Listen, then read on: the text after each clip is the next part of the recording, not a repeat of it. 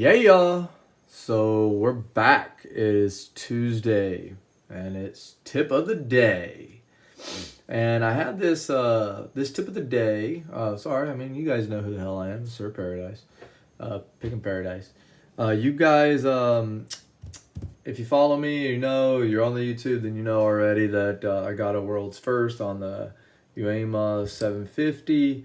And I had this tip of the day for Tuesday saved, or I had it like further down the line, but I was at least conscious enough to know what's on that list to be like, oh, this should be Tuesday's tip of the day for today, because it's right after I picked a lock that's, yeah, it's probably out of my league a bit. It's a unique lock, unique locking, our unique spinning core. And yeah, so here's the tip of the day.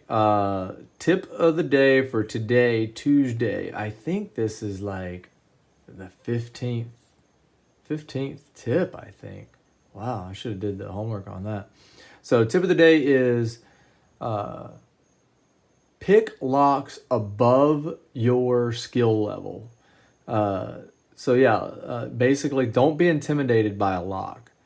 I think that is the exact tip I wrote down. Do not be intimidated by a lock.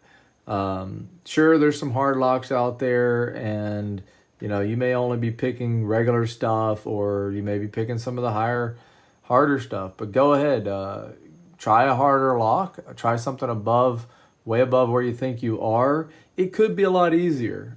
Point in case is, for me, when I started picking dimple locks, I picked a MTL serrated brown belt level lock, and it was very easy. I had honed skills and I got some skills, so maybe that helped me.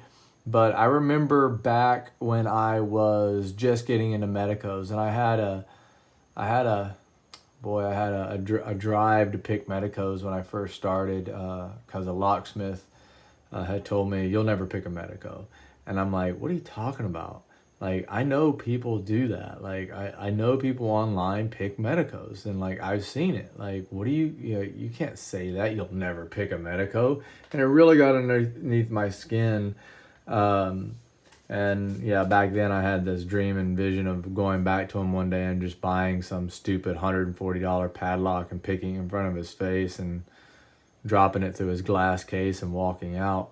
Not gonna do that though. And out of a lot of locks, that I think probably can't really be picked blind, a lot of the black belt level locks, medicos definitely can. I'm pretty good with them. I got really, really good at one point in time, and then I lost my touch. So anyway, let's go back to the tip of the Tuesday. Pick locks outside of your skill level. Don't be afraid to make that jump. It could be a whole lot easier than you think it is, and it'll drive you to be a little bit better, and you can discover new stuff. Again, point in case for me, the MTLs later came a lot easier than I thought, and man, the serrated ones are not fun, but boy, the ones with spools are just a blast to pick. So do that. Go ahead, be a little bit more confident. And then also, you can always progressively pin these things. That's how a lot of the black belt level guys do it. Anyway, there's not anybody out there that's picking up a lock blind and just picking them, especially the upper level locks. They are progressively pinning them. They're starting with 2 to 3 pins, learning how it feels, learning the feedback, learning how high they have to lift, and then they get it loaded up. There's a lot of guys that do it a lot faster than others, and sure, there's some guys out there that can do some blind picks of some locks because they've kind of mastered the feedback on it, and they've mastered like the jiggle test and all these other tips and tricks that everyone knows and does on the higher levels, and the ones that I'm trying to share with you guys as well. So that's it, man. That's Tuesday tip of the day.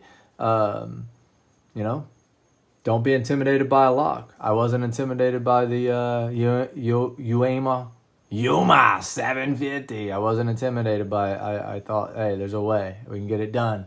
So that's it. Thanks for tuning in, guys, and enjoy your Tuesday.